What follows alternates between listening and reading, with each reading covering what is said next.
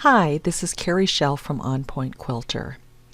During my last tutorial, I shared with you how to turn the candy cane block into a motif.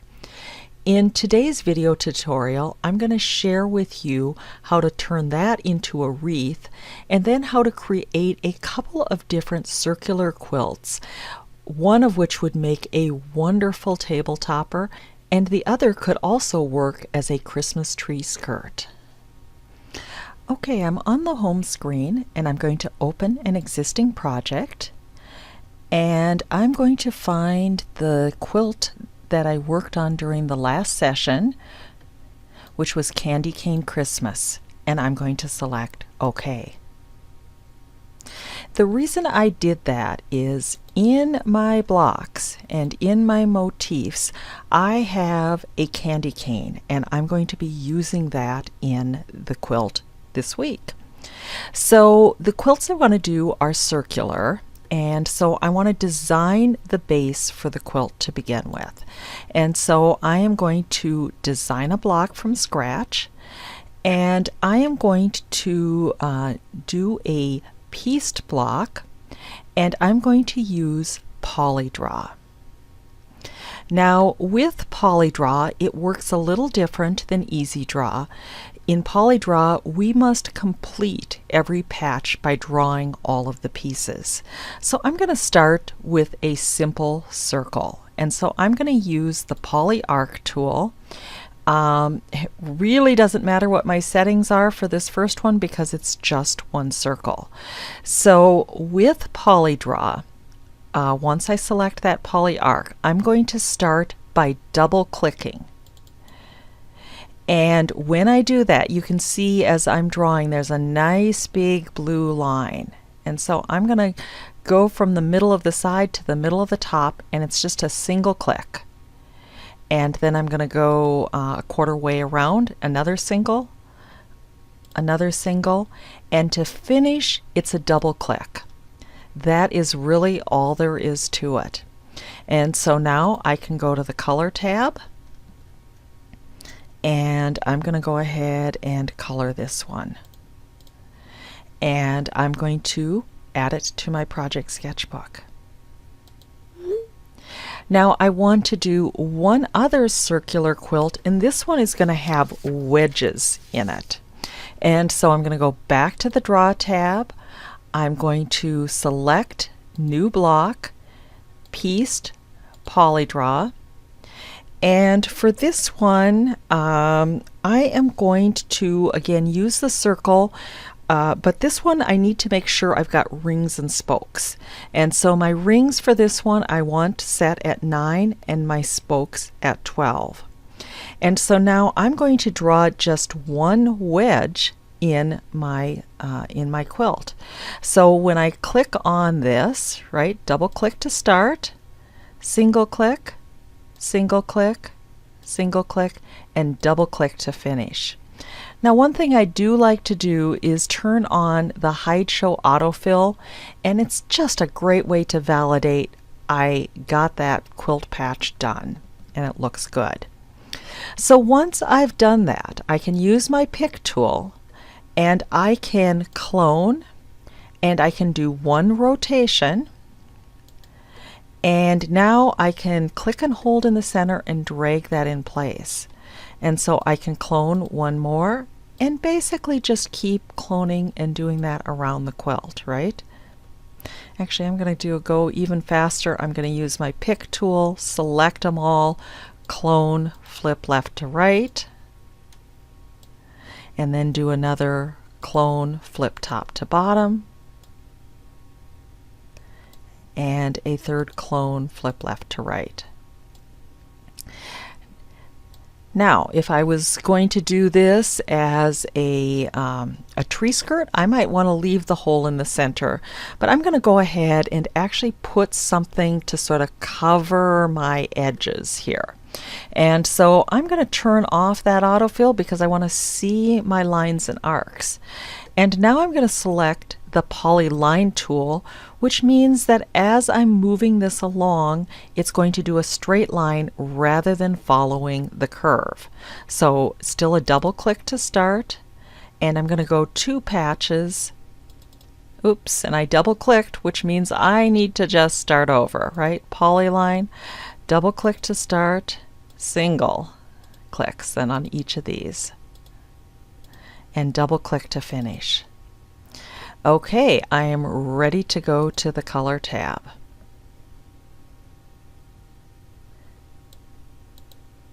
And then I'm going to use this one in the center.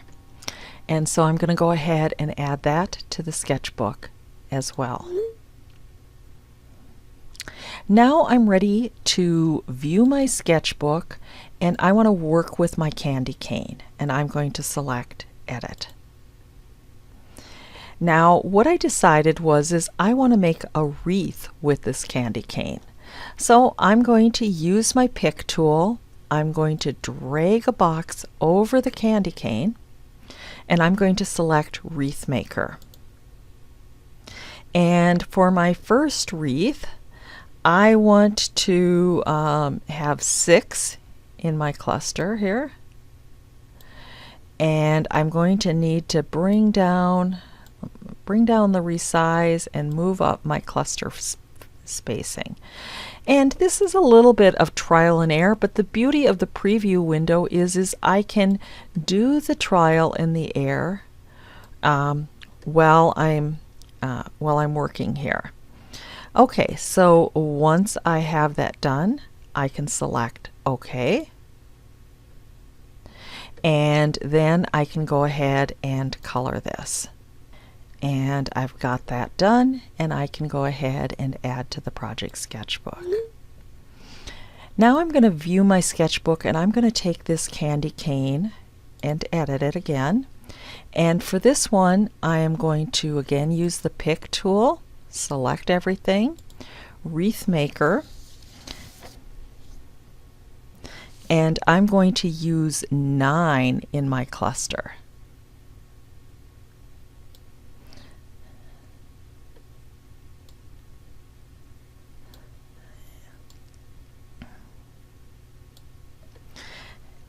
And so once I've got that done, I'm going to select OK, and I'm going to go ahead and color this one as well. And I'm going to add this to the project sketchbook.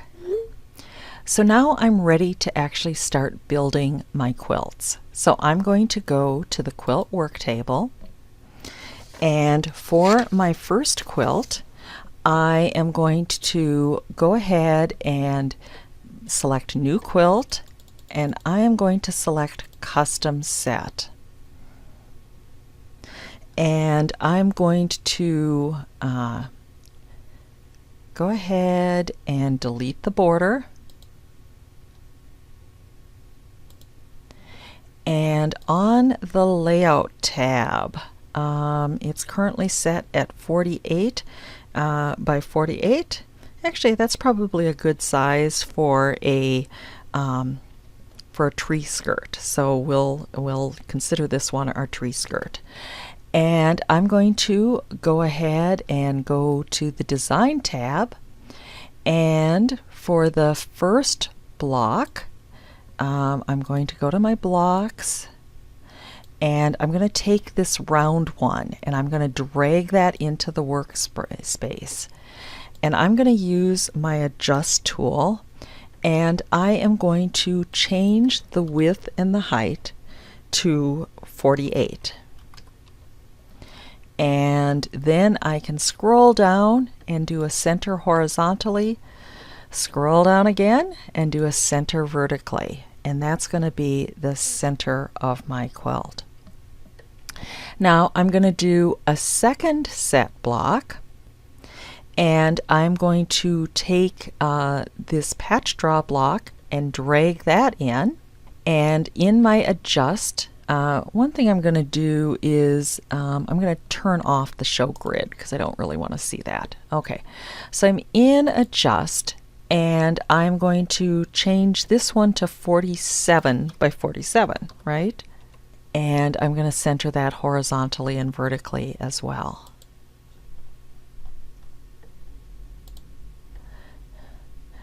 Now that is going to give me the illusion of a binding, right? Which is really what I wanted to do with this. Now what I'm going to do is do another set block, and I'm going to go to my motifs, and I'm going to take my candy canes, the one with 6, because notice that there are basically 12 wedges. So if I bring that in, oh, I need to do that on layer 2, bring it in, and for my adjust, I'm going to try 46 for this. And I'm going to go ahead and center that again.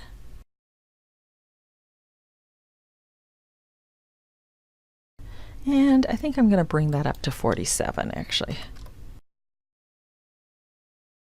Now the other thing that I want to do is I want to actually rotate so that the candy canes are in the gray wedges rather than the red ones. And so I'm going to play with my block rotation, and I'm going to try 20 degrees. And let me just place this. Actually, that looks pretty good. I mean, part of the leaf is in there, but the rest looks okay. So let me go ahead and recenter everything.